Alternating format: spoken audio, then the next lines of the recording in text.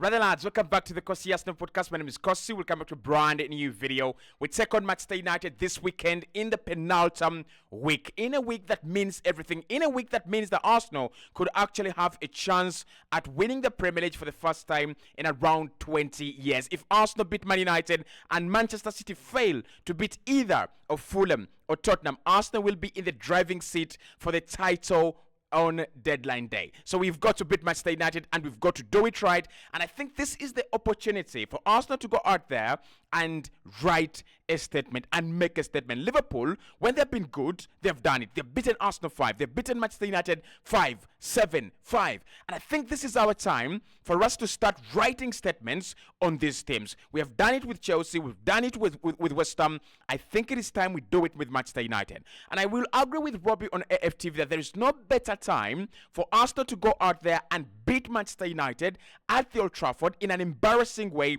than this. This is the worst Manchester United side that we can actually put, you can put out there. Whether they have a couple of injuries coming back, whether they have a couple of injured players, regaining form, this is the worst Manchester United side ever in history. And if Arsenal don't beat this team, and if Arsenal don't do a job against this team, we are not worthy of winning the Premier League. So who starts in this game? I think Timber is a very key part in for Arsenal. If he's fit, like Mikel Arteta said, he's 100% fit. I would play him in this game. I would also play Alexander Zinchenko if Mikel Arteta again is okay with them. So let's dive into my starting 11. Arsenal versus Manchester United this weekend. Important game, one that means everything.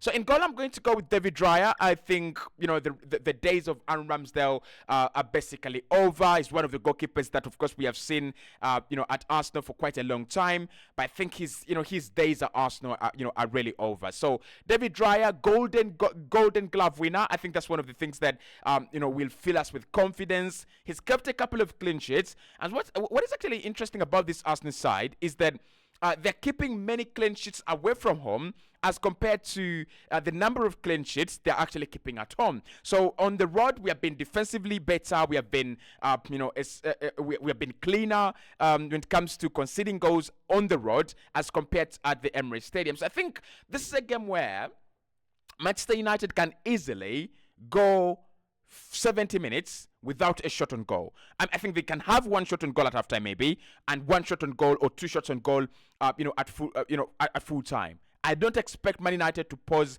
an attacking threat in this game. But like we saw against Bayern against Real Madrid in midweek, your goalkeeper can be your hero, and your goalkeeper can do a disaster that claims the points. Manuel Neuer was the hero for Bayern for such a very long time. But one mistake like this that he made cost Bayern Munich all the points. And they didn't go through, and Real Madrid did go through. So David Raya in this game, I don't want to see a Tottenham blunder. I don't want to see those blunders that these goalkeeping players always make. This is supposed to be a clean game.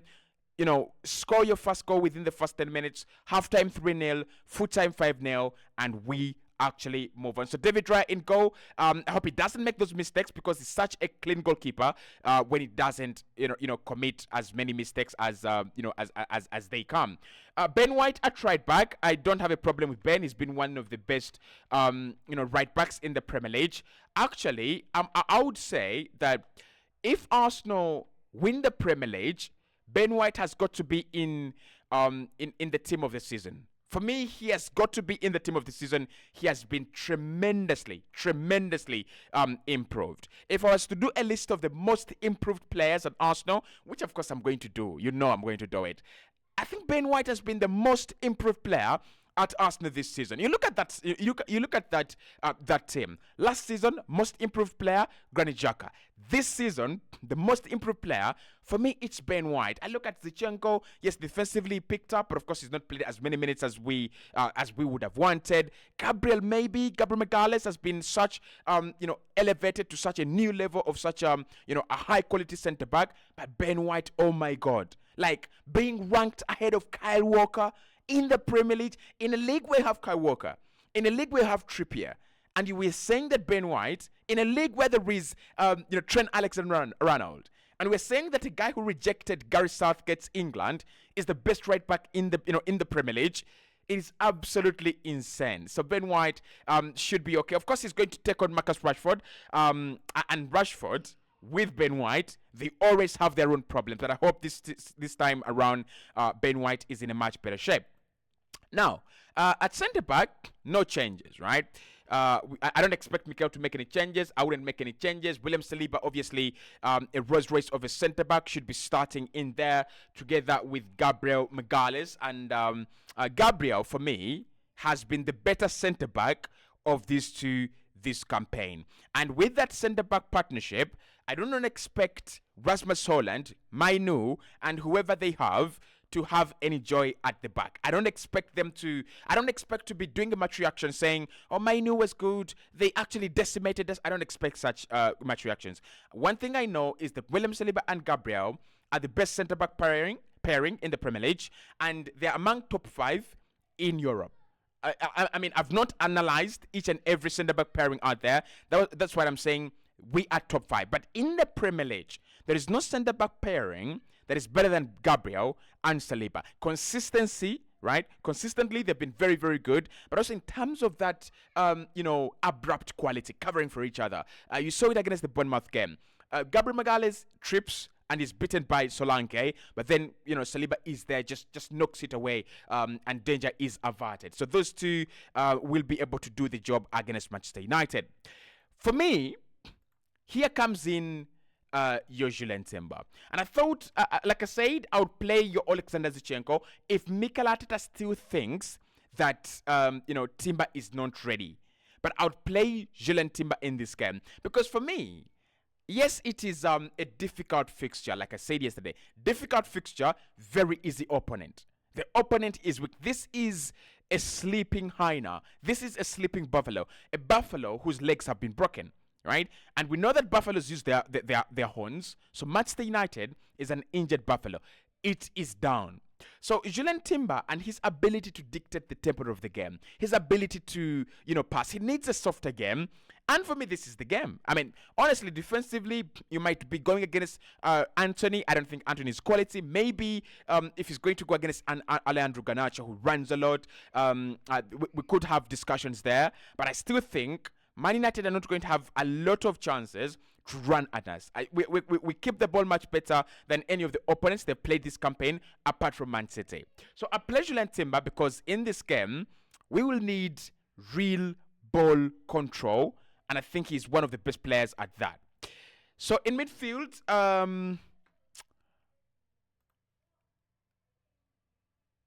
I don't know. Is it Partey? Is it Jorginho? Jorginho just signed a new deal. But I think Thomas Partey has given us a reason to believe in him. Ever since he came into this Arsenal team, we have been winning games, and we have been winning games consistently. So Partey and Declan Rice, possibly, that is the midfield duo that we're going to see until the end of the campaign. I'd love to see Jorginho come back as well. And play, but this is the midfield duo that we are going to see from this Arsenal side, for the rest of the campaign. And like I said yesterday during the live stream, this team, that midfield too, is enough to destroy Man United. But Declan Rice alone as a player can sit in that deep six and dictate play against Casemiro, against Bruno, and against Mainu. The problem Man United have, especially in midfield, is that they're lightweight. And, I've looked at them play Sheffield, Burnley, Crystal Palace as well. Man United are lightweight in midfield. And when I say lightweight, I mean in terms of quality. They have suffered a couple of injuries. But, yes, the Mason Mount one, I don't think Mason Mount has been a top player for them to give us an excuse that, Mason Mount, the fact that he's been injured, that's the reason as why we've been performing poorly, especially in midfield. The same thing with Amrabat. So that Manchester United midfield needs a complete overhaul. Now, there is a scenario where Casemiro moves back into midfield, and then the centre centre backs could go back as maybe Lisandro Martinez, who is fit again, and maybe Johnny Evans, and that could change the dynamics. But one of the worst players and one of the worst declines we have ever seen in football is the Casemiro decline. From a world-class Manchester United player last season, helping them finish second, to helping them finish eighth, and being the sole reason as to why they're losing some games. Burnley, they shouldn't have dropped points if Casemiro doesn't make a stupid decision to head the ball back to the goalkeeper, which doesn't get to him, right? So for me, whether Casemiro plays in midfield or he doesn't, this midfield duo must do the job against Man United. Trossard or Gabriel Martinelli? Yeah, interesting one. Very, very interesting one. Trossard is a good finisher, and I think chances are going to come in this game. What I like about Martinelli is his sharpness and being direct, but also he's a very, very good finisher. But I think this is a Trossard game. So I've told you guys that there are games that scream of a player. This is a Trossard. I just picked Gabriel Martinelli. This is a Leandro Trossard game, guys. This is a Leandro Trossard game. I'm sorry. Let's choose again. Leandro Trossard, for me, starts in this game, right? Leandro Trossard starts in this game over Gabriel Martinelli. And the reason is because we're going to have a couple of chances. We will have chances, and you will need to finish them off. Look at that finish against Bournemouth. Declan Rice rolls it into the path of Trossard, and he hits it first time. I love those goals. I really do. Because they just show that the player is in game, right? He's in that mojo mode. And he was in his mojo mode. And he absolutely just buries it. It's a very wonderful finish. So I still think Trossard, because we are going to get chances in this game, because Man United are easy to open up as a team, Trossard starts ahead of Gabriel Martinelli. Martinelli would have started if he was in his goal-scoring boots and form. He's not in his goal-scoring boots these days, and he's not in his goal-scoring form. So I'm going with Leo Trossard. Saka will score a brace in this game. That's all I want to say. Bukayo Saka will score 2 goals against Man United. We have seen him score a cracker against what I would call a fairly decent Manchester United side. And we have seen him cause them problems. And I don't think they're actually going to double up on him, because if they do, they're going to leave a lot of spaces for other players like Odegaard to run into, and it's going to be a big problem for them. So Saka, for me, gets on the score sheet. 2 goals. I don't think they have got the quality to deal with Saka if they don't have the quality to deal with Michael Olise. Now, there's a question that I want to pose to you in the comment box there. Is Michael Olise more talented than Saka? I'm putting it out there. Do not start, oh, Cossy, what are you talking about? Cossy, what are you talking about? I'm just putting it out there. Is Michael Olise more talented? Is he a bigger talent? And, does he have a bigger ceiling than, Bukayo Saka? Because when I looked at Olise against Man United, the goals he scored were ridiculous.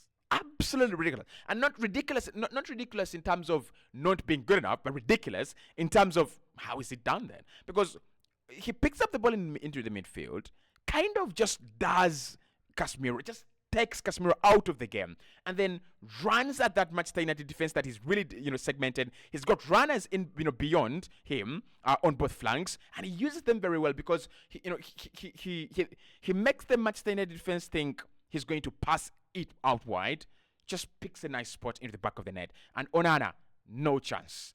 The second goal, I think Man United don't close him down, and that is the problem of not closing down a quality player. So for me, Saka, this is the game that you go out there and you announce yourself on a big stage like the Old Trafford.